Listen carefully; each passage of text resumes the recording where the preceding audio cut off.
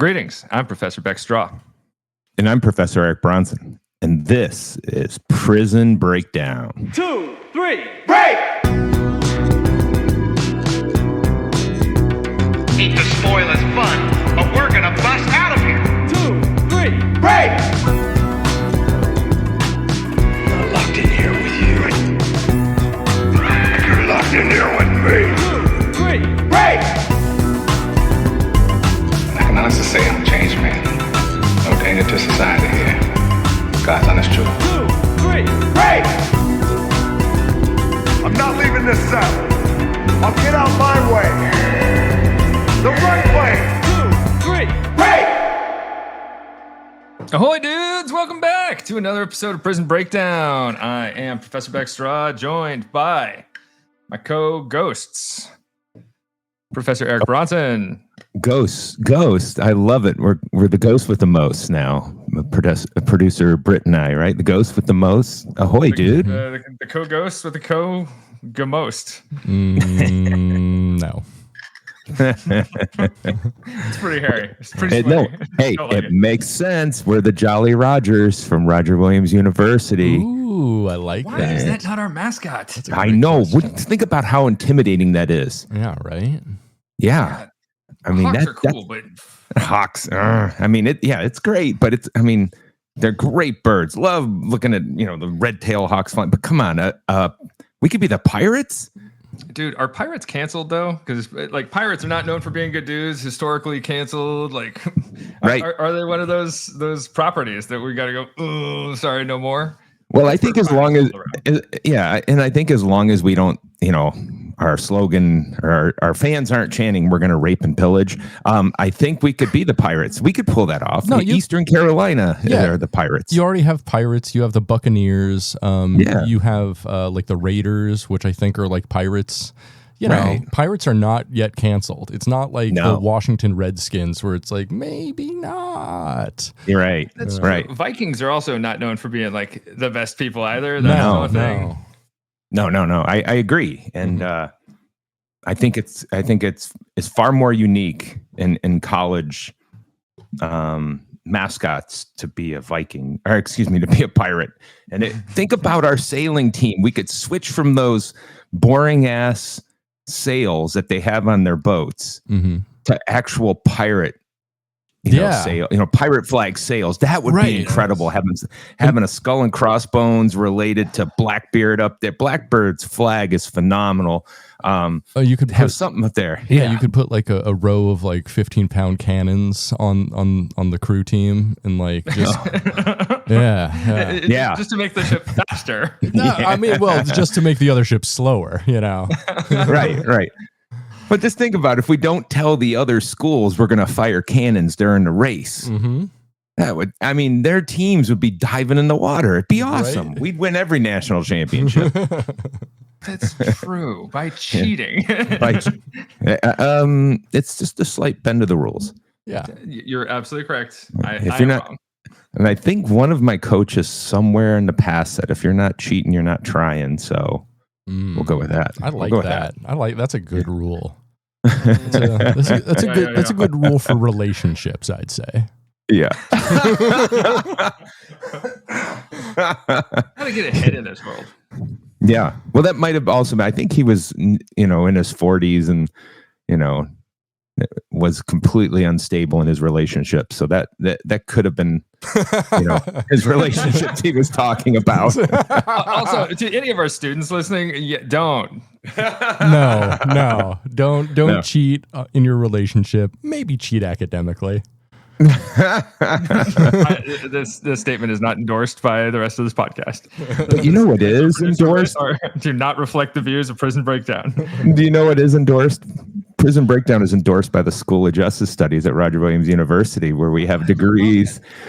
Yeah, it is awesome. We have degrees in criminal justice, legal studies, forensic science, sociology, political science, and international relations, and then master's degrees in criminal justice, public relations. All right, so we got some great opportunities here for our students to come to. Eric, what is you forgot one? You did forget Eric, a big you forgot one. Whoa, wait. Did I forget one? I think I got this.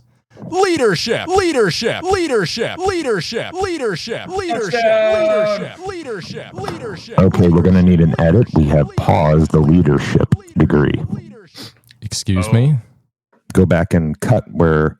Excuse me? Where Beck interrupted me saying you forgot one. We have not forgotten leadership. We are putting that on a pause. Nobody told me that. How am I supposed to... How do we... What's going to be the joke degree now? Wow, guys. Yeah. Wow. I feel... frankly, I feel betrayed. Yep. It's not a joke degree, but what joke? Brit has no joke to make anymore. Yeah. When we talk about Roger Williams University, you have to find a new one. I guess so. Wait. Let me try this out. Cybersecurity. No, it just doesn't. It just doesn't. That's leaving the School of Justice Studies. That's over in engineering.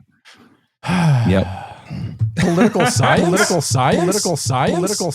Yeah, there we go. In the world of politics that we live in, definitely that's a great joke degree. Yeah, the science is out the window now.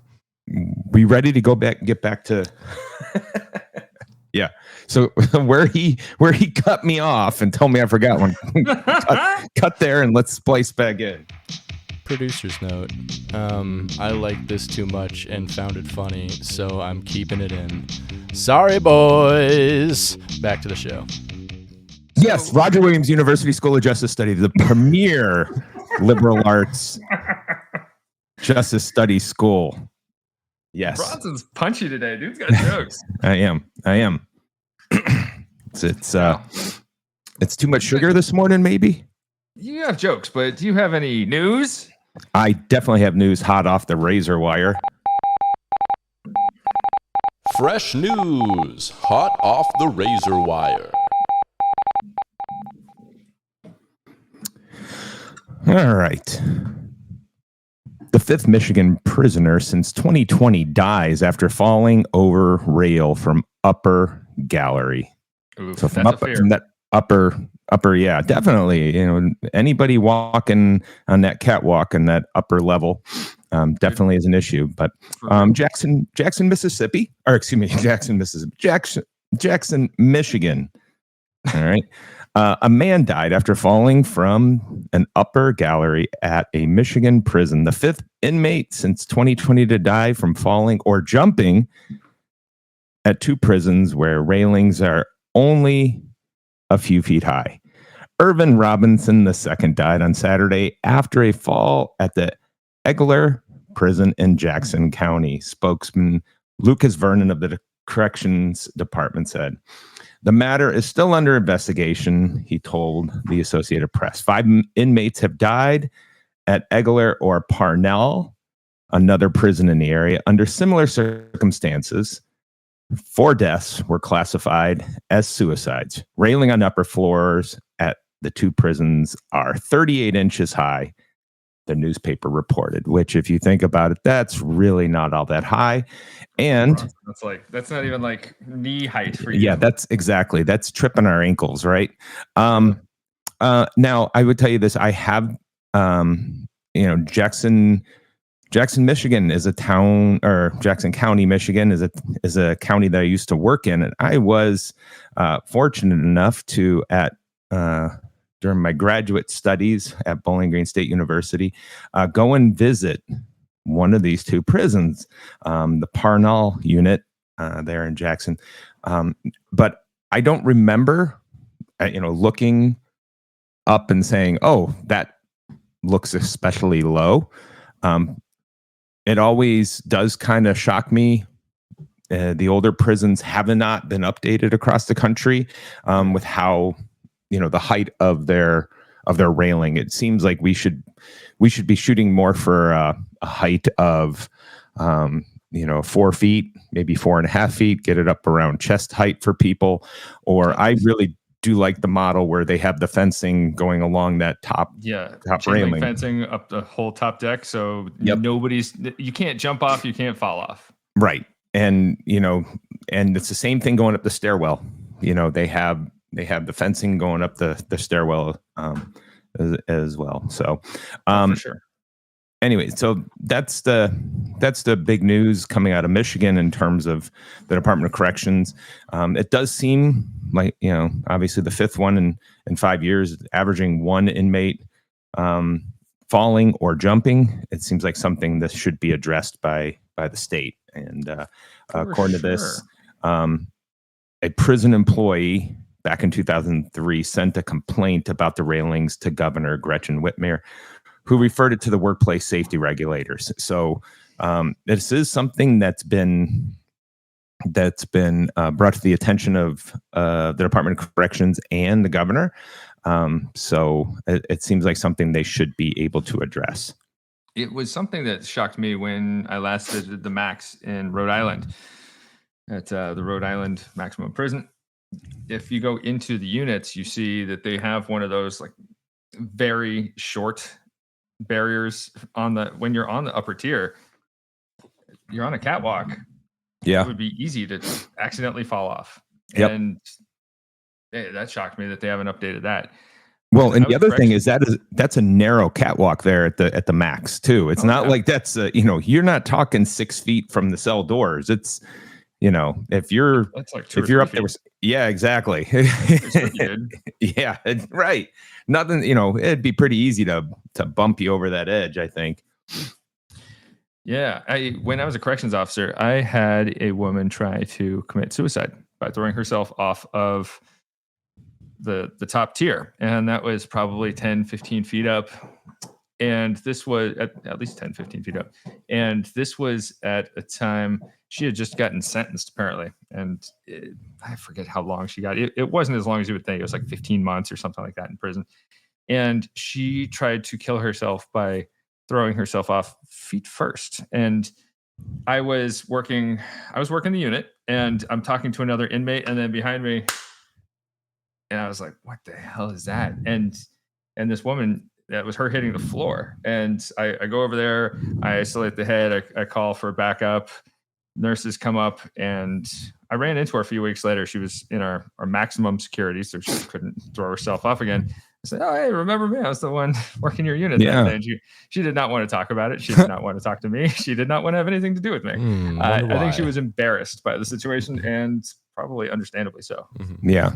Now, did she break any bones, damage, broken ankle? Yeah, broken ankle. Okay, broken ankle, maybe her foot. She was in a cast.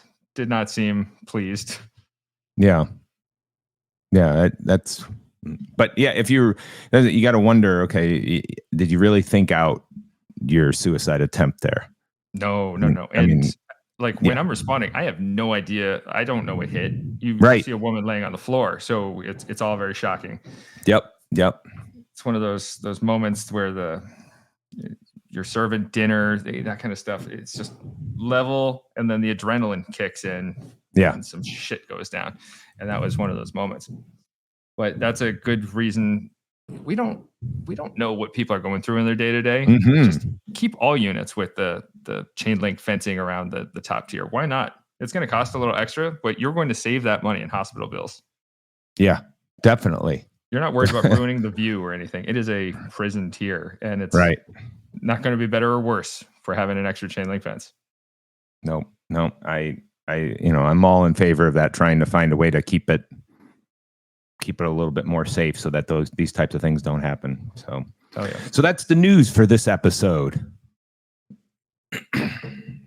Excellent. Well, shall we move on to the main event? That's spelled Mayne. Good one. Definitely. Let's do it. Movie made it. Movie made it. Now month for the month of May, we talk about movies. All right. So today, as the kickoff for our Movie May, happy Movie May, my friends. Happy Movie May. Movie Maynute, as we will call it, as it is known forevermore. Let's talk about a couple of films that we watched. All right. These films are Escape from New York from 1981. 1981. Mm-hmm. Yeah. and Stir Crazy from 1980. We picked out a couple of oldies. Goodies. Mm-hmm. Oh yeah, very goodies. Yeah. What's fun? What's fun is that, I was alive and a few years old when these came out, so when you're talking about them being old, screw you too. We were both dead. And you weren't even dirty thoughts in your parents' minds yet. No. Did your parents let you see these? Stir Crazy right away. Yeah, we the Bronson household was very much the bar is rather low in terms of what it takes to make us giggle. So slapstick comedy was a constant when I was growing up. Escape from New York I was a few years older. I was definitely in my teen years when I saw that one. Now, what originally attracted me to Escape from New York was this character of Snake Plissken. And I'm a big fan of the Metal Gear Solid gaming series, which is the protagonist, Solid Snake, is modeled after Snake Plissken. Mm-hmm. And it's so badass. He's so fucking cool. This guy, he's modeled to be cool. The first time we see him, he doesn't say anything. And we see him like flanked by a couple guards. And he's like wearing a leather jacket. He's got an eye patch. He's got long hair. He's just a cool dude. Yeah. And I mean, like the way the whole thing is framed, it's why is he so cool? Yeah. Well, I mean, if you look at all of his films with John Carpenter, he is always the coolest guy in the room. Like John Carpenter makes him really cool. For Big Trouble in Little China, he's the guy who's like not that cool and incompetent, but he's funny. Yeah, but like he's still like the protagonist and the guy everyone remembers, even though he's not the hero of the film. Right. Yeah. Yes, and so he headlines Escape from New York, a story about a convicted man who has robbed the Federal Reserve, I believe, and he has to break into New York City, which is now a giant prison, and save the president whose plane has been hijacked and crashed in New York City. And he's like a badass the whole time. And interestingly, Tommy Lee Jones and Charles Bronson were both initially looked at for the role, and it would be so different with either of them. Yeah, neither of them have the comic timing that Kurt Russell does. I don't think it would have worked as well with either of them. The movie would have been a lot darker and a lot less fun, I think. Right. Yeah. I 100% agree. Yeah, because Kurt Russell is just like a charming dude. Like he exudes this charm and like this self-assuredness that's like a little over the top, but funny in that way, Like he's just like magnetic to watch. And he's, especially like with John Carpenter directing him, like he is just always cool, The Thing, both the Escape movies, just Big Trouble in Little China. Big Trouble, yeah. So, what are your first impressions of Snake when you see him in the film? Snake Plissken, our man. Badass. Yeah. I mean, that's the only way to look at it. He's the ass kicker that's coming to get things done and not take shit off of anybody. The whole eye patch thing is just that. That's the kind of the icing on the cake, right? Yeah. Just to that much tougher. You kind of figure because I know people have screamed for a remake from today. First off, I don't think anybody would go and try and save the president today. But I'm sure the scar would start from up here and go behind the patch and come way down. They'd make it even more gruesome to make the person even more intimidating looking. But I don't know who could play that role, like you said, if there was a remake. It has been discussed, and Gerard Butler was actually the one initially in talks, and Kurt Russell said, no, it should be played by an American guy. That sentiment is silly, but it's also like, I think he was just trying to protect this iconic role and push back against it being remade at all. Gerard Butler isn't the right guy for it. He's not like fun enough. Right. Yeah. You know who I think might be able to pull it off? Like a good action star who has a great sense of humor about him is Jason Statham. I think he could make I think he's a little too long on the tooth for the role at this point, though. The man's probably in his mid-50s. I think if it's made now, the problem is that it's going to suffer from this, like, creating a cinematic universe or franchisization. Right. Like, watching this movie, there are so many little moments where, like, it never touches on his eye patch. It never explains his eye patch. I know that we would have to get like a prequel movie that explains his eye patch. Yeah, right. Snake Plissken origin it's story. It's mentioned in the movie when we first see Snake and he's sitting down with what's his name, Police Commissioner Hawk, and Hawk's like, I'm not a fool, Plissken, and he's like, call me Snake. So he lists off Snake's credits, and so he's a lieutenant, Special Forces unit. He's got 2 Purple Hearts, Leningrad in Siberia, youngest man to be decorated by the president. We would have to like suffer through all that shit being unpacked in prequels. There's so many things that they could do with something like this, and I'm thankful that they didn't. Yeah, I'm glad they didn't beat the character to death. Like, they let the audience and use our imagination like, fill in the blanks. Straight up, like John Carpenter's films all hold up so well that they just don't need to be remade. Like, he pays such attention to detail, and he hires like the best practical effects artists ever, to where like The Thing is still an incredible film to watch. Everything looks real. Yeah, it's phenomenal. Well, to drive home that point, I hate all the Halloween, remakes or sequels. They just, the first one was pretty good, I thought. Yeah, Halloween was phenomenal. The first one was great. Yeah. But after that, it just, come on, stop. Yeah. I don't. Oh, they were the subsequent 2 were so dumb. Yeah, the second one was one of the worst films I've ever seen in theaters. It was terrible. It gave Jason some real weird superpowers that are unexpected. You mean Michael Myers? Yeah, Michael Myers. Yeah, where he like feeds off your hate and he becomes stronger. What? Yeah.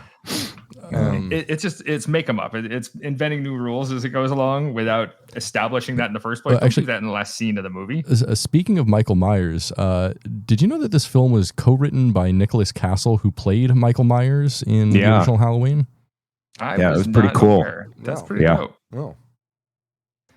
So for this film, just a brief rundown of the plot. So Air Force One is taken into the prison by a woman who hijacks the plane. She's one of those radical leftists talking about how the president is a fascist pig or something. Also, we would get a whole movie about her and her backstory, if a whole TV series about her backstory if this was made nowadays. And the president gets out in a dope egg escape pod. He's got a tracking device, and they send a team into the city. I like this. The team arrives in the city, and there's like this Joker laugh. Wait, what did you guys think of this guy with like the Dragon Ball Z Super Saiyan haircut? He's like a dirty Super Saiyan. Well, he was pretty cool. Yeah. Well, and all those fun, punk haircuts are gone. It's that's one thing miss about those days. Like, I remember going to London and, back in the 80s, and you could go to Piccadilly Circus and see the punk, the wild haircuts. We've lost that. Yeah, we've lost it. No one uses super glue in their hair anymore. And I think that's something society's really lost. I don't know about you guys. I love a grimy version in New York City, like The Warriors, Midnight Cowboy, King of New York, Serpico, Mean Streets, Carlito's Way, Saturday Night Fever. And this movie does that so well, and it creates atmosphere better than most. Interestingly, though, it was filmed in St. Louis. Yep. And in part because they could treat it like shit, and it only cost them $7 million to film the movie, which is. You see all of it on screen. It is like $7 million at the time. They stretched it a long way, and it looks awesome. It looks incredible. Dystopian. Yeah, it looks like everything is just like giant piles of trash everywhere. It like, and that's St. Louis for you. Yeah, it never shows like the same thing twice. Like some places are just like crumbling buildings. Some places are like it's graffiti everywhere, but it's never like the same type of gross. Right. At one point, he's in a diner and like hands are coming up through the floorboards. Like that shit is wild. Yeah, and it looks distinctly like a bombed out version of New York City, even though it was filmed in St. Louis. And I think something that really helps with that is like basically this entire film is filmed at night. Mm-hmm. Like everything is like darkly lit. It always seems to be nighttime. We see very little daylight, if any, in the film that I can think of, or it's indoors. So like the last few episodes of Game of Thrones, you're criticizing it then because you can't see shit. No, because this isn't like foggy, and there's not all that like crappy fog of war that they're using to save on special effects. Like, that was no, it was. I mean, you could still see everything, Game of Thrones, that the war, the whole thing that this whole thing was supposed to be about fighting the dead. And you couldn't see a damn thing in that episode. Mm-hmm. It sucked. Nothing. I remember seeing a featurette like before or after an episode of Game of Thrones where the producers are like, this is the longest battle scene ever on film before. Like they're bragging it up and trying to get the audience excited. And then you see it, and what a letdown where they're fighting the White Walkers. It made me hate the show.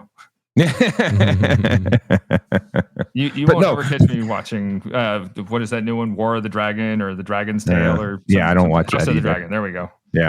Don't watch it. But the good thing here, even though everything's at night or when it's darker, you can still see everything. It's not like everything's hidden. So that kind of adds to the especially when they're in New York, right? Everything is dark there, and just to add to the doom and gloom of the only maximum security prison in the US. Yeah, right. And everything is so well established that it doesn't need very much explanation. You just get it. Mm-hmm. You understand what it is and what it's supposed to be. Right. And like, so one thing for me, like my favorite thing about films is like world building and like a filmmaker creating like a living, breathing, believable world that like I can get into. And John Carpenter is just so good at that. But like, especially in Escape from New York, I think and also like Big Trouble in Little China, he just creates these like incredibly dense worlds where like he doesn't feel the need to explain everything. It's just, it's there and it breathes and it's something that's like vital and living. And I really appreciate that in this film. Yeah, very much likewise. Now, as far as the plot goes, we talked about Air Force One crashing. Now, Snake gets recruited to go in. They say the president's going to give you a full pardon. You have to save the president. Mm-hmm. And Snake thinks the police commissioner's lying. And there's a few awesome lines where he's like, "Get a new president." Mm-hmm. And they're like, "No, we're still at war, Snake. We need him alive." The front half of this movie is so heavy with like cool ass lines where Snake says like, the Lee Van Cleef, the guy who plays Hawk, he's like, "I'm ready to kick your ass out of this world, war hero." It's so many. How come nobody says I'm gonna kick your ass out of this world? That's cool. No, it's so cool. But we get so many cool lines in the movie, and I'd forgotten how much iconic shit there is. But Snake is like coerced into going in. They say, "Oh, we want to inject you with like a tracking beacon," and he finds out that they injected him with a small explosive that he has to have neutralized. He has 24 hours to save the president. And we barely know Snake, but we know the establishment sucks since they made New York a prison. And they essentially told Snake, "We're going to kill you if you fail in this mission." So the movie has these good politics to help us identify with Snake over the government. How did that strike you too? Like the politics of the film. It doesn't get into like the exact politics of the people, but it is anti-establishment and what it is. And that's classic John Carpenter. You watch a film like They Live, like it doesn't take a partisan stance at all, but it is very political, and it's just basically saying like, like the ruling class is suppressing all this information from you. And it's ultimately like a film about media literacy, which is wild. But and this film is largely just anti-establishment, and it's largely about, just being a cool dude and not caring about the rules. No, exactly. I mean, anytime you can, punch up, right? And that you're not just punching up, you're punching at the power that's up there in terms of the government. I think it's, you're starting off with a good place for a story. And, when you can go after the government hiding information from us in any way, or lying to the people, it makes for a great storyline, or the undercurrent of why things are happening. It's a great place to start off with for the movie. And obviously, you're going to get majority of people like, yeah, this is fucking wrong, and screw the government, and but he does a great job with it. Yeah.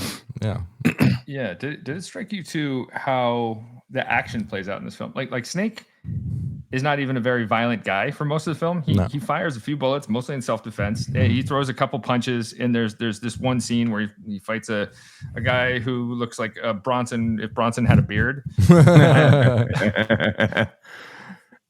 It's interesting because clearly it's meant to be. If you look at it, it's meant to be seen as, oh, this is an action film, and just like what you said, it's not like a smorgasbord of here's fist fights, here's gunfights, here's car chases, here's bombs blowing up. It's I guess you could say the violence is almost subtle, and it's not used to get from one place to the next in the movie. It's almost like it's in necessary places. I don't know. I think it's used to often now movies use action to cement our protagonist as a badass, and Snake doesn't even really need to do that. He's got this gravitas about him, and we see also in the prison he's admired by the inmates there. They seem to know more about him than the audience does, and it's slow to leak out that information. People will be like, "Oh, you're Snake Plissken. Oh, I thought you were dead." Like he's enough of a celebrity that inmates know who he is, and he gets a lot of clout just for being Snake Plissken, and he gets this respect from those who recognize him. That was an interesting piece where, while this is an excellent movie, it's a prison movie that's not really a prison movie. Right. There's so little about prisons in it besides New York itself being a prison. Right. And this element of like an inmate hierarchy was the one thing that really struck me as, oh, this would be like a thing that happens in a prison where they've heard of another inmate. Mm-hmm. Yeah. He's like this infamous criminal who's like, and also like, what cooler plot line is there than like a criminal mercenary, like a criminal who's such a badass that the government's like, we need your help. That's such a great starting point for a story. That's true. Now, if there was a criminal mercenary in real life, I don't think I would find them someone I could identify with as much. It'd be like a former Navy SEAL or some shithead that I don't want to deal with. Yeah, hired by like BlackRock or something. Yeah, exactly. And it's interesting because that clearly, this idea of getting the mercenary as the hero is something that we see. Suicide Squad. It's the whole idea of that whole group, right? That we're going to get these horrible individuals that are so bad. We have special ways to incarcerate them to be the ones that save the world. So. It's this is one of the ones I think that way back at the beginning was one of the first ones to really to employ that idea of the mercenary as the hero. And he's an anti-hero, but we find ourselves identifying with him much more than any of the government players. Like we don't really get to know the president at all. We don't find ourselves identifying with Lee Van Cleef and his Commissioner Hawk. Mm-hmm. And definitely, what's that? And the Duke, we don't identify with the Duke at all. Hell no, he's a badass. I kind of identify with the Duke, played by Isaac Hayes. He's so smooth. He's so cool. I can't identify with anything Isaac Hayes after the whole South Park incident. Oh yeah, the Scientology being so hypocritical. Yeah. he'll mock religion until it gets to his own. Come on. Yeah, he was still like in the 70s and 80s, just iconic. Like composer, musician, actor, director, like the dude did it all. You know, I hold him to very high regard, at least before the whole Scientology stuff. Yeah, right. Yeah, if we forget the whole Scientology thing, he was a really cool some dude. Incredibly talented people just happen to be Scientologists. Like Chick Corea was a Scientologist. Why? Don't get it. I don't get it. Tom Cruise. I think he is one of the most watchable people in film. Yeah, he's magnetic. I will watch almost anything he's in. Mm-hmm. He's a great actor. Great actor. But his movies or his outside life, his politics, or his religion. I read a Scientology book at least once a year just to. I haven't learned really anything new in Scientology in a while. For shits and giggles. Yeah. I'm constantly interested in Scientology and just like the crazy shit that people take as like their worldview and seem to just take for granted about Scientology. It is bananas. Yeah. No, it's one of the ones that really how did this it almost makes you want to say, hey, I can be charismatic. Let's start a religion and see what the hell happens. And and we can scam people all the way to being billionaires. There's an easier way to do things. Let's start, forget this podcast shit. Let's start a religion.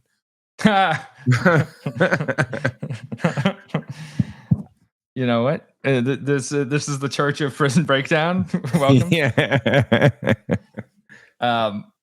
Let's talk about the Duke in his car. First off, Isaac Hayes did a great job playing the Duke. He's got gravity to him, but his car is a real centerpiece to the film. Mm-hmm. Did anyone notice he's got a full-size disco ball hanging from the rear view? Right. But the man has old chandeliers above the headlights. Imagine driving that car more than like 10 miles an hour. What that would sound like. You'd just be plowing through pedestrians, just like limbs caught on the chandeliers. Yeah. That was one of the things like, oh, wow, this movie can have some ridiculous points, and the chandeliers are definitely one of them. The chandeliers are a big one. At one point, we see that Snake gets captured by the Duke and his men halfway through the film, and he's made to fight the Bronson man with a spiked bat and a trash can shield. And we see him shirtless, and he has a tattoo of a snake on his torso. I want that tattoo. Do you think that snake tattoo goes all the way down? I think it does. I think you know what the tail is. It's a real rattlesnake. No, it's not. Please. Okay. But the characters feel like lived in. They feel very well realized. We got Harry Dean Stanton playing Brain. He's like the smart guy. He and Snake know each other from a previous job. That's another thing that would, I'm sure, be explicated in another spin-off movie if it was made today. Mm-hmm. Cabby, played by Ernest Borgnine. Oh, he's great. I love Cabby. One of the greats. I love him as Cabby. Mm-hmm. Ernest Borgnine just looks like a New York cabbie. Like he's got this look to him with like the diastema in between his teeth and like the old kind of pockmarked face. Like he just looks so cabby. It's great. It's the role he was born to play. Mm-hmm. Yes. He's so good in this. And then Adrienne Barbeau is so good as Maggie. She's such a babe. Yeah. Great. And her role feels very lived in. I got to see her do some theater years ago. She was in Pippin playing one of the lead roles, and she's fantastic. Hell yeah. I wish she would have done more with her career. This is like the biggest movie she was ever in, but just notable babe. Mm-hmm. Now, let's see. Snake is a badass. He's a man that doesn't have a lot of control over the situation in the film. Like New York, we see has descended into this crazy anarchy that has little order. Outside of the Duke being some kind of autocrat in the city, we don't really see the reach that he has. Mm-hmm. But it's done in an interesting way. I think this is a movie with a perfect ending, though. So, spoiler alert. Does save the president. Do we need to give a spoiler alerts if we're doing movie reviews? I mean, come on. You're 40 minutes in. Expect us to talk about the end of the shit. Yeah, so let's discuss the ending of this film. Snake saves the president. He gets the explosives deactivated. Right before he gets the explosives deactivated, he hands over the tape that a tape that the president had in a briefcase that they needed, that they said had something to do with saving the world through nuclear fission. Mm-hmm. Then what happens?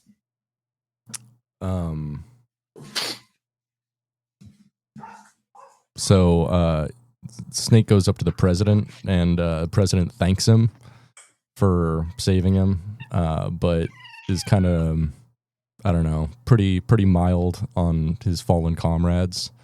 So Snake walks away. And then did we talk about the tape yet?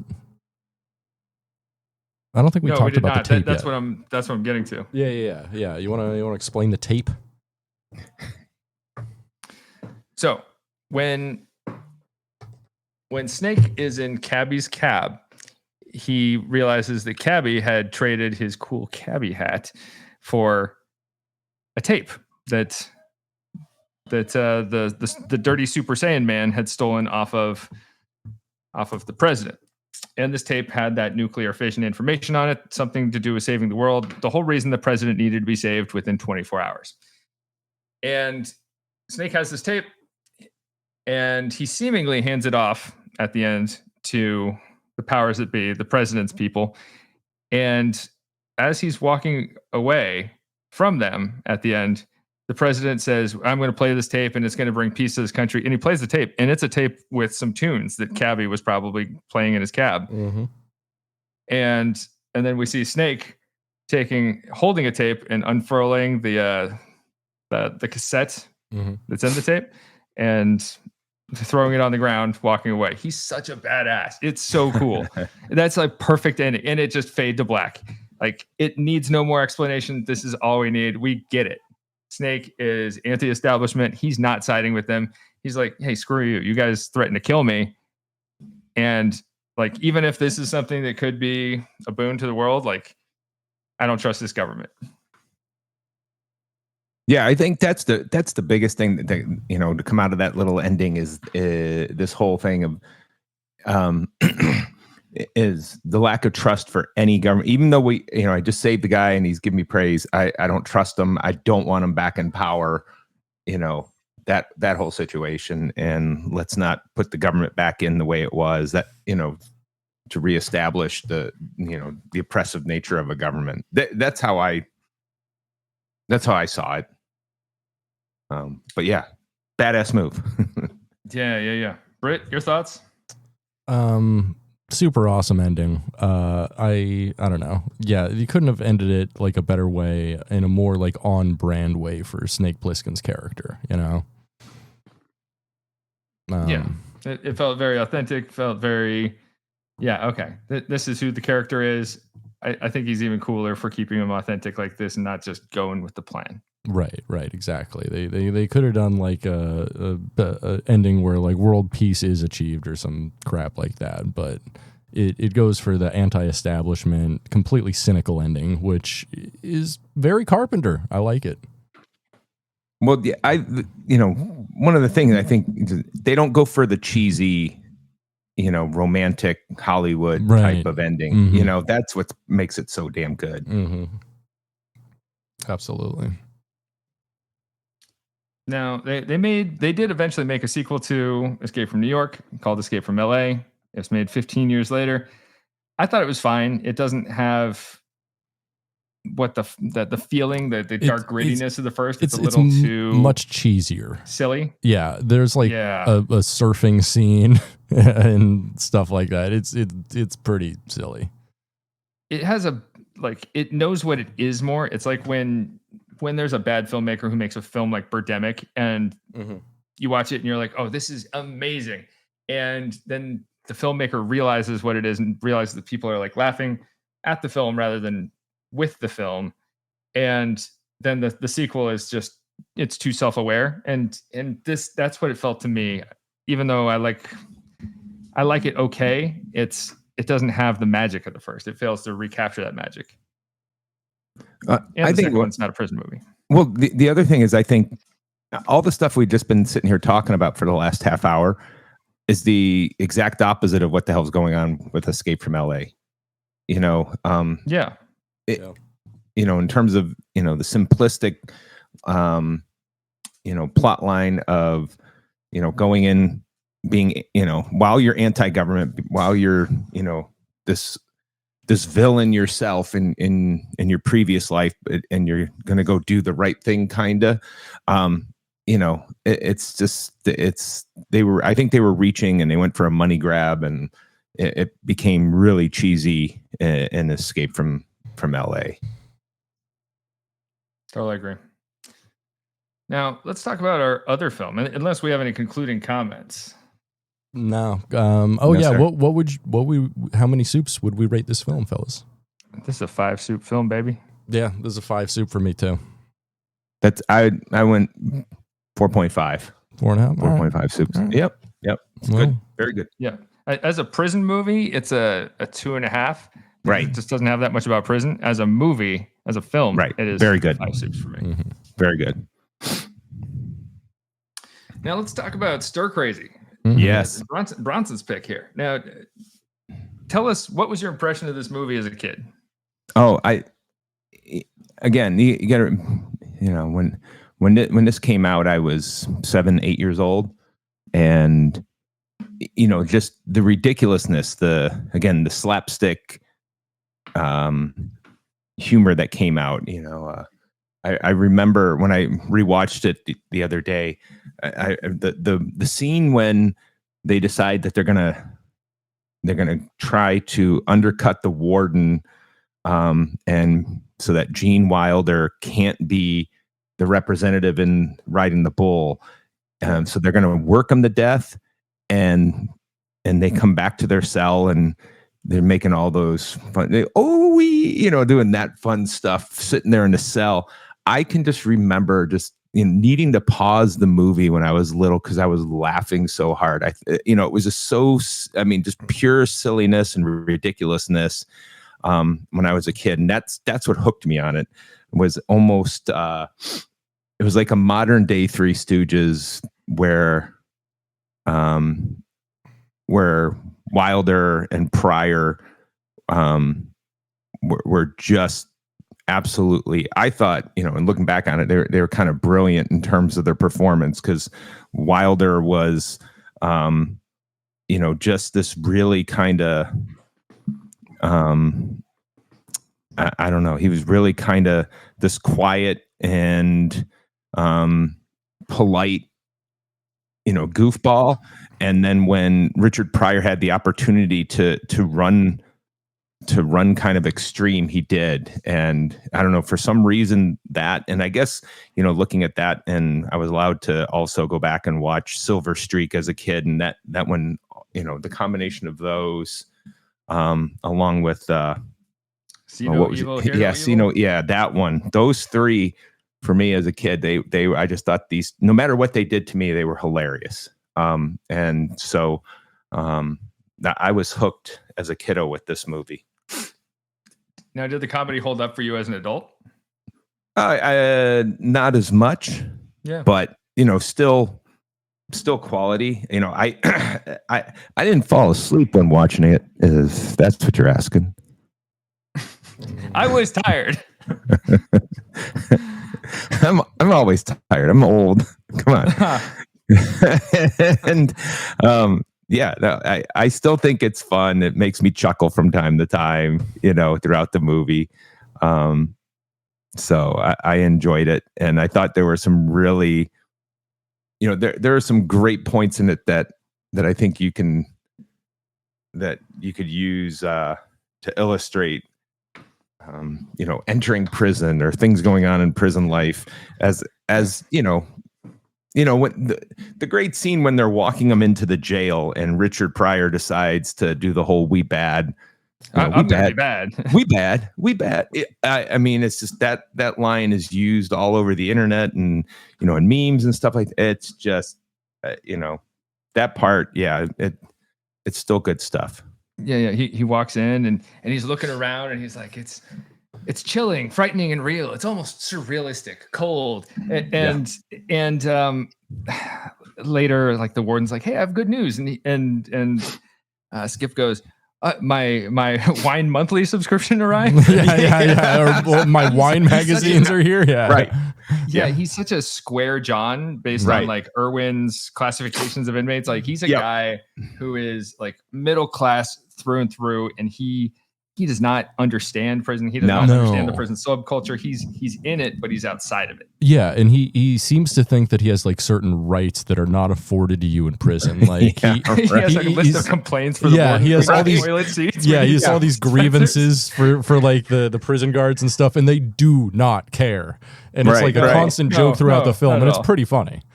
Yeah, he's like, here, warden, is a list of my of some things I want you to chew over for a while, and give me a call. Back and talk about it. But it's just with how meek he is, and how I don't know, he's just so laid back. Wilder just does a great job of portraying that square John. No, he does such a great job of like projecting this like white privilege that has never been challenged before. Yep. Yes, he's such a fancy lad that doesn't fit in the prison. He's like writing a journal at one point, and it on the notebook it says prison : my first time by Skip Donahue. And I love like those smaller details in the film. It's super funny. The two are really great, like how they play off each other, and especially with like the physical comedy when they're being overworked. I think that's one of the things they really excel at in the film is the scenes like when they're so tired and they're in the jail cell that Eric was mentioning. I don't know if scenes like that are improvised, but they feel improvised because they feel like authentically goofy and funny and just silly. Yeah.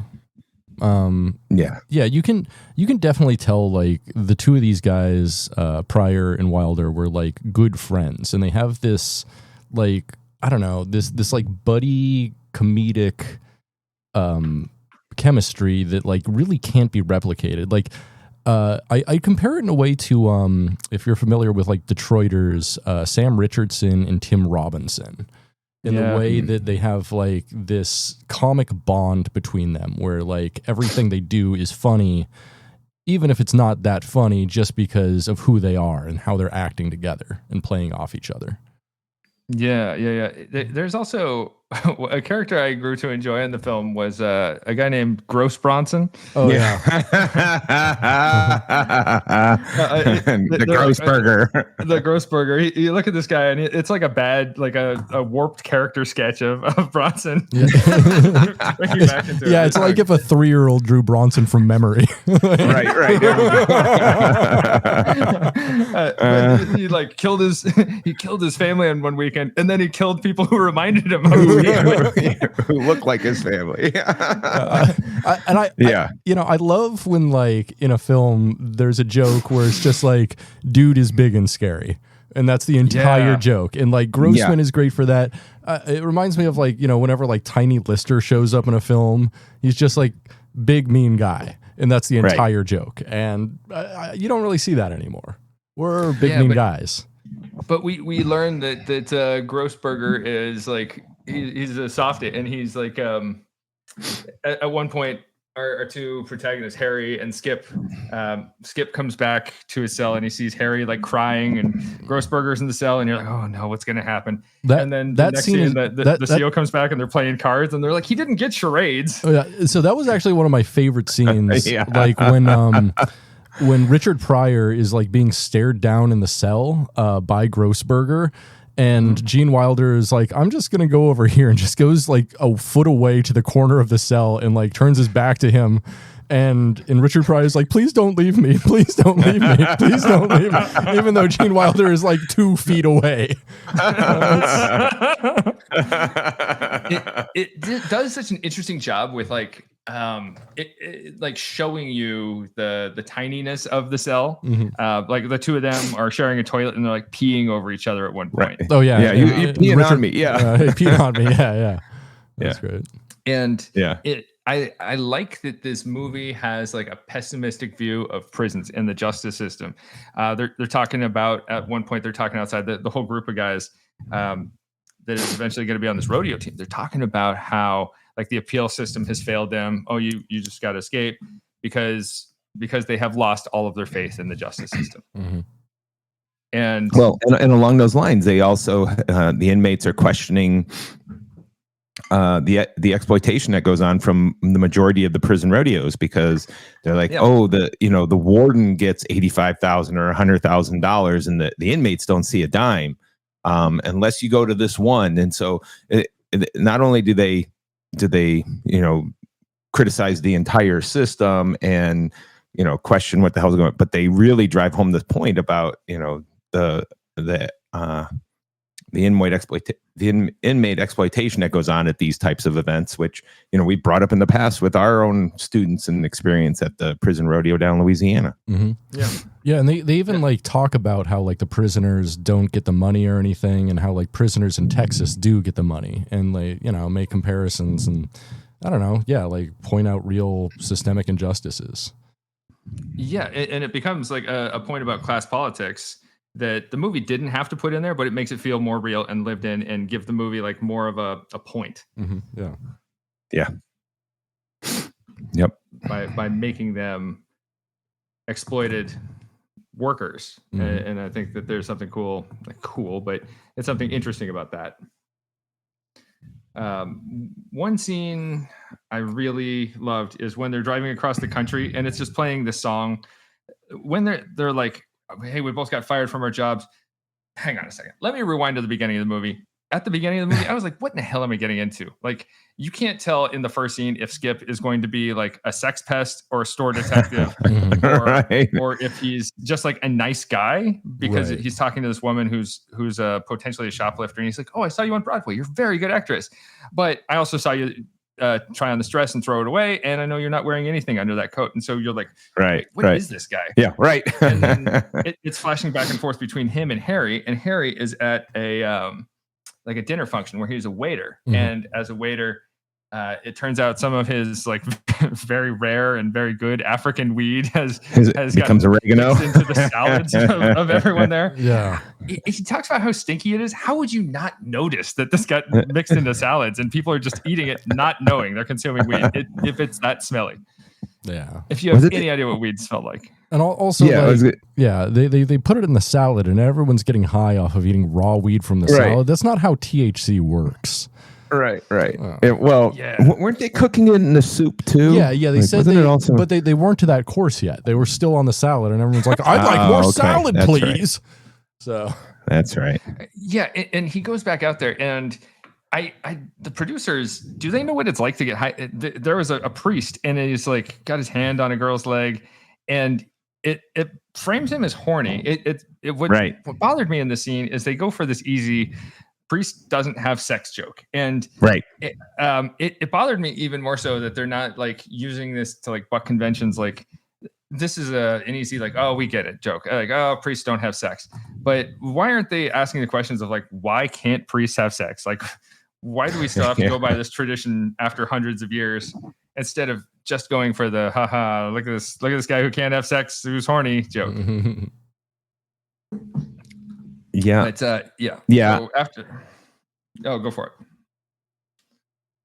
No, I was going to say I think that speaks to the the slapstick nature of the film, is that if there was a chance for them to get an easy laugh, they would take it, even when they were going after a few laughs that were a little bit more sophisticated here and there, and silly stuff like the Wine Monthly magazine, which was, again, that was such a great line.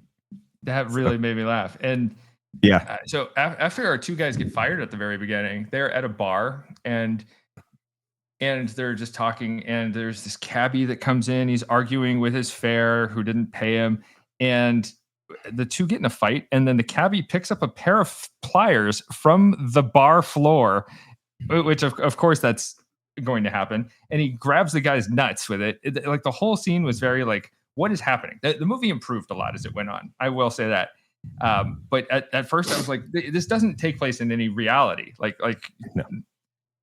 People don't get in fights like this. They needed to get on the road immediately, and as soon as they got on the road and started traveling west, things got better. Yeah, so I love that on the road montage. It's playing like this instrumental song that kind of sounds like Van McCoy's "The Hustle," and it's two friends like they're looking over at each other and smiling, and you're seeing the mountains. I love that kind of scene in a movie to show travel. That's perfect. Yeah, no, it was great. It was I completely agree that it's like they put very little energy into how are we going to get these two on the road, and they could have done. They could have done so much better at the beginning and just getting them fired, in some way, because, he's, one's supposed to be a writer. The other one's supposed to be an actor who just happens to be out of work and is working as a server. So classic New York story. Yeah. Yeah. Let's see. Other thoughts. How about, it did seem like the movie was throwing some callbacks to Cool Hand Luke at times. I don't know if you two noticed that. Yeah. Mm-hmm. Yeah. Totally. Most noticeable in the scene where it's a bunch of guys sitting around and playing guitar in the cell. Like the rodeo team is sitting around playing guitar in the cell and singing songs. And Grossberger, turns out he's a beautiful singing voice. Mm-hmm. And you also see it in the scenes where they're like digging ditches and carrying giant sacks of grain or something, or breaking rocks, whatever they're doing for hard labor. Very reminiscent of Cool Hand Luke. Yeah, I agree. That, maybe that was one of those things they needed to steal a little bit from other ideas, but I think plenty of this film has been lifted and used in other movies. Prison-based movies. Mm-hmm. So yeah, agreed. And Eric, can you break down the central plot for the listener? What happens is the central plot here before we get to talking about the rodeo, which is the crown jewel. Well, I think the big thing is, about this is, the plot being the idea that these naive New Yorkers going out west, getting caught up in something that they didn't do, right?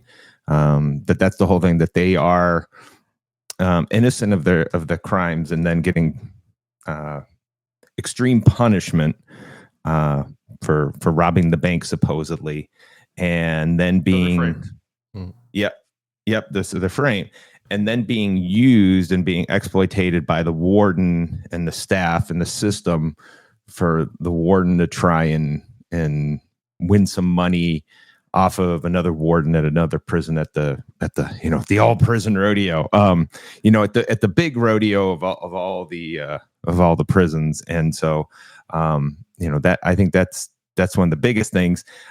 But I think, this idea of Skip, or, his character, if it goes back to that fight you mentioned about, we just need to talk things out, and that naivety that they have, I think, still, carries the two of them throughout the movie, especially Skip's character. But just that idea that's going to be what leads him through his not only existence in life, but through this experience. So I really think that's the biggest thing here, is that, driving home that you have these naive people in such a horrible place, and how are they going to make it through there? And it reflects on his coping skills too, and like how he copes to get, like, he's got such a sunny outlook the entire time he's in prison. And he finally starts to dawn on him when everyone's talking about, like, oh, my appeal got rejected, you're not getting out, and they start to put together this idea for a jailbreak during the prison rodeo. But it's not until that point, and even then he still is like the optimistic guy, the guy who's sunny every time. They throw him in the hole, and the Craig T. Nelson CEO comes to check on him. He's like, hey, just be a pal. Just one more day. I'm starting to find myself in here. You can't hurt him. He's bulletproof. Yeah. And it's funny because one of the things I know because when I watched it again, one of the things I remembered thinking as a kid was, is he really always that happy, or is that just a presentation that he's doing to try and drive the staff a little crazy with himself, and trying to reverse psychology people, that whole thing. Anyways, that was one thing I wondered when I was younger. So I don't know about you two. I thought they were trying for like an insanity defense, or trying to go to like the funny farm or some shit, because there were a few outbursts they had that looked like a psychiatric break at one point or another in the film. Like when Skip tries to ride the corrections officer like a piggyback, or he calls him a horse, and then he finally recovers from this break, and then Harry breaks down in a similar way, and you're like, are they trying to, what are they doing? Are they trying to get the shit kicked out of them? Are they trying to like go to a mental hospital? I don't exactly know what's going on here. Are they just being funny? And then the scene just ends, and it's not really left with any resolution there. I think they were trying to show that they were starting to crack a little bit, but because one of the looking at that recent, just watching it now, you kind of say, well, are they trying to convey to the other inmates that they are Looney Tunes and therefore don't mess with me? Yeah. Because they're unstable inmates, and we know unstable inmates get left alone because people don't want attention, or they don't know what they're going to do. It's right, but that might be giving them more credit than what they actually did. Yeah, maybe. And there's a bunch of like side stories in here, like Harry goes to the infirmary at one point, and while he's there, the guy next to him is like, oh yeah, the doctor accidentally cut my nuts off, and the guy over there, he's on a feeding tube because he's been on a hunger strike, and it's showing this like incompetence in prison healthcare, which as far as we know has it. This is not to speak of the employees of prison healthcare, but largely these prison healthcare systems are underfunded, and per the 8th Amendment, like, you have the right to healthcare, but it doesn't have to be the best healthcare. Mm-hmm. And right. So they have to at least be able to say, well, we tried. And that's kind of what the movie's getting at here, is like, oh yeah, we also have lousy healthcare too. Yeah. There's also an interesting side plot with like their lawyer's sister. So their lawyer comes to visit Skip a few times, and he's like, there's this like burgeoning romance that's hinted at between him and the sister. Oh, and it's so bold too. Like the first time he meets her, he's like, so, have you heard about those lurid prison romances where a girl from the outside falls in love with a hardened criminal on the inside? Could you ever do anything like that? It's pretty good. In one of these visits, like, the movie wears its cynicism on its sleeve. And Skip, I wrote it down. Skip says, people see movies about prison life, but until you've actually spent a little time here, it's hard to get the real flavor of what it's like. I think more Americans should spend a little time behind bars so they would understand that. And then the lawyer says, well, more Americans probably will. And then they move prophetic. On. Prophetic. Incredible writing. Yeah. I loved how it just did that and moved right on. It moved right on, and I liked it just like that. Point made. Mm-hmm. And so the sister goes undercover working at a strip joint where she hears a lot of tattooed guys hang out. And the guys who actually robbed the bank with a hand tattoo. I thought all that was it was silly. It was funny. Great. Yeah. Let's talk about the prison rodeo, though. Mm-hmm. How did that speak to you two? I mean, I'd never been to a prison rodeo, but it seemed pretty authentic. Yeah, it does a good job. The one thing that after I've been to a countless number of rodeos, 20 some odd, whatever. Yeah, been to too many, but I would definitely say that, in real life, the inmates are terrible cowboys because they don't get the practice. Right. And I think that's obviously that's one of the big plots of this is that here is Skip who can just, strap himself and glue himself to a bull or a cow, or to a bull or a horse, and just be able to ride it. And in real life, a great inmate ride is 1 second long, and then they go flying and get hurt.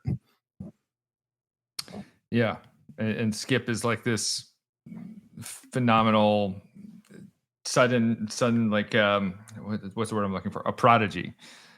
A bull rider, and that helps fuel the plot of the warden is treating him favorably because he's going to help him win the rodeo, and he's going to get money and prestige from that. I thought it was generally well done. They had the last event of it was called what they call it, hard money, where it was like what we got to see, where they put a poker chip between the bull's horns. Yep. The inmates have to grab the money between the bull's horns. Yeah, great. It was authentic in what it had for prison events, and it was filmed with some care, and you saw some authenticity to it. Yeah, I agree. They did a decent job of really putting it, obviously with the escape going on and everything. There are other nonsense, but they did a good job of showing things during that, I thought. Yeah. Producer Britt, we'll have to get you out to a rodeo at some point. Yes. Future podcasts. I agree. Yeah. Any last thoughts on Stir Crazy? No. Great ending. Reminded me kind of like the Shawshank Redemption. Fleeing to Mexico, but then they find out they're innocent, or they find out that they caught the criminals, so they're free to go after they escape. And it's a fun ending, lighthearted, makes you feel good. Well, that's so. Yeah. One of my things is that again addressing this as what's come since then. I do think there are plenty of comedy-based prison movies, or even if they're not 100% comedies, that steal a lot from this movie. So the movie Life is a great example of that. Everything from they're from New York. They didn't actually commit the crime. They're falsely incarcerated. They're working on escapes. They don't know how to handle prison life. All of that. It's just. They repackaged the whole idea, for sure. And even some of the jokes, and us talking about the enormous prison inmate, what was it, Big Stan? Mm-hmm. They had the same character in that. They have him in damn near every movie. So. I think there's a lot that's been taken from it, mainly because of how well this movie, was received by the public in terms of liking the comedy in it. We should talk about that a little bit. The movie's success. So it actually, on a $10 million budget, went on to gross $101 million in the U.S.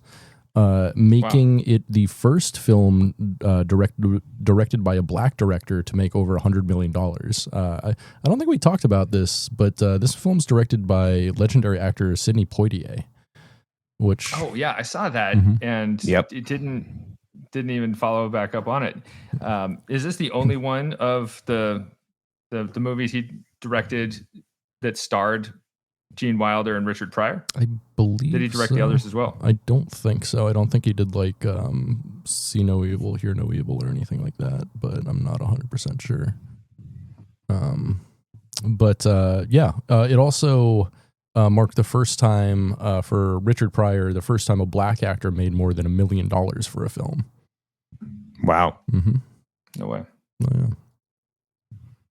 Yeah, so landmark movie in some respects, and I see exactly what Bronson was talking about here too. With it, definitely set the stage for Life, the film Life with Eddie Murphy and Martin Lawrence that we watched last year from movie Maynute.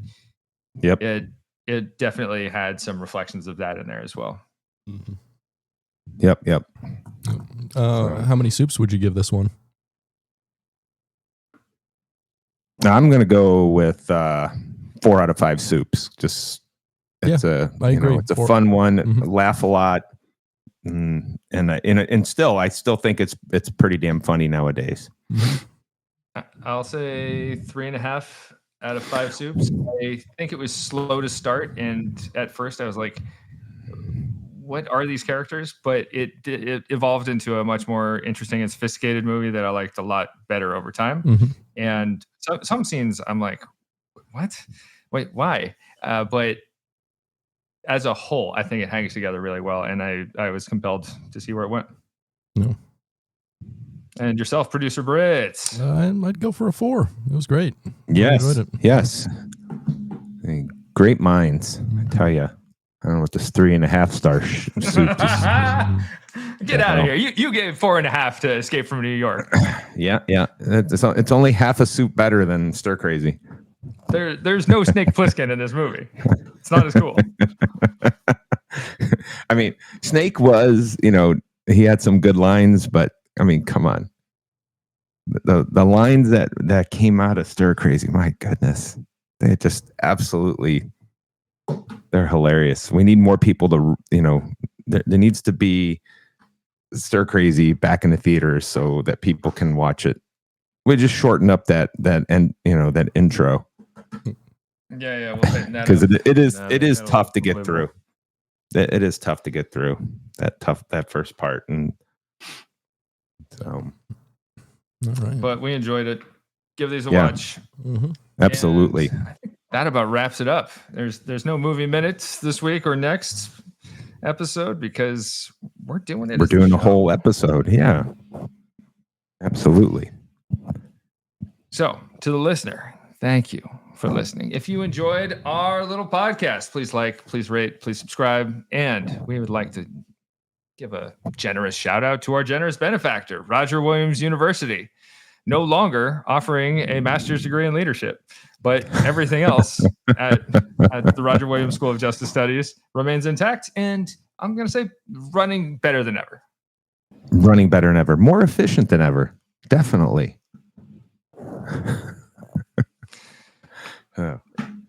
Any last thoughts, team? No. No thoughts here. Definitely not. It's typical Bronson day. No thoughts whatsoever. Yeah, it's like in your head. It's lights out. Lights out for sure. Lights